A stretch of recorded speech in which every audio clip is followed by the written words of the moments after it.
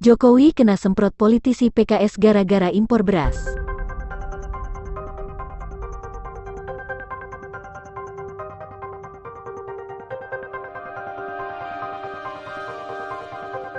Legislator RI menghimbau pemerintah untuk memperhatikan nasib para petani kita. Perihal tersebut dikatakan pengawas pemerintah itu karena terdapatnya pengimporan beras sampai 500.000 ton dari November tahun 2022 hingga Februari tahun 2023 lalu. Anggota Komisi 4 DPR RI fraksi PKS, Dra Slamet memperhitungkan, luapan harga beras terus berjalan, yang mana harga beras medium pada tanggal 20 Maret kemarin berkisar Rp11.900 per kilogram.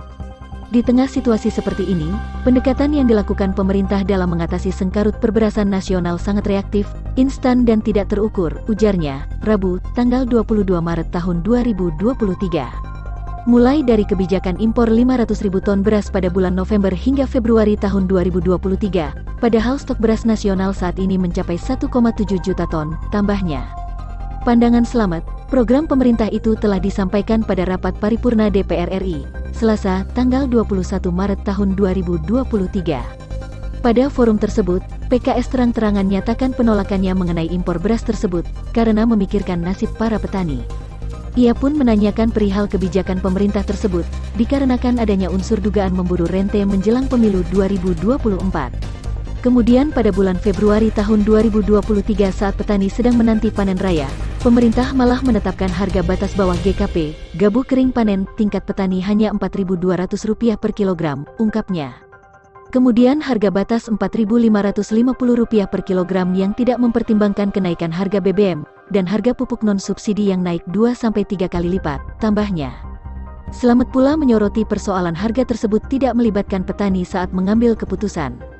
Belum hingga sebulan penetapannya, ketetapan Badan Pangan Nasional terpaut harga pembelian pemerintah, HPP, itu setelah itu dicabut sehabis memanen respon keras dari bermacam elemen masyarakat. Slamet mengapresiasi tahap itu, sebab penguasa masih merespon mengikuti jeritan para orang tani.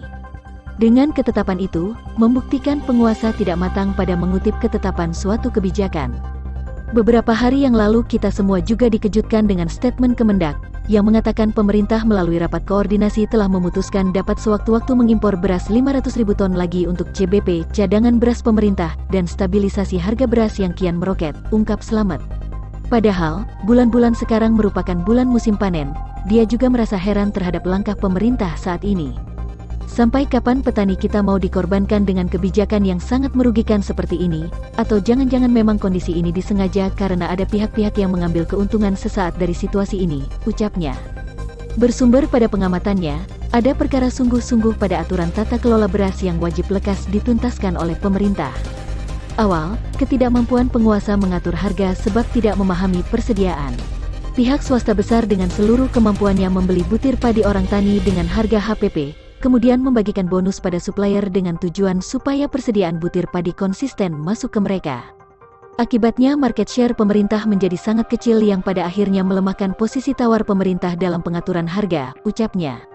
Kedua, gagalnya penguasa meresap gabuh orang tani. Penguasa harus melaksanakan absorpsi gabuh orang tani semaksimal mungkin di masa panen raya ini supaya persediaan CBP konsisten nyaman sampai akhir tahun.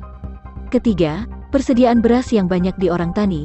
Fraksi PKS menyangkal dengan jelas pengimporan beras dengan alibi pemenuhan CBP serta pemantapan harga beras, sebab persediaan pada negara sedang amat lumayan buat pemenuhan itu. Keempat, dugaan adanya mafia beras. Kami meminta pemerintah untuk mengusut, menangkap pelaku mafia beras yang menjadi dalang di balik carut marutnya tata kelola beras nasional, jelasnya.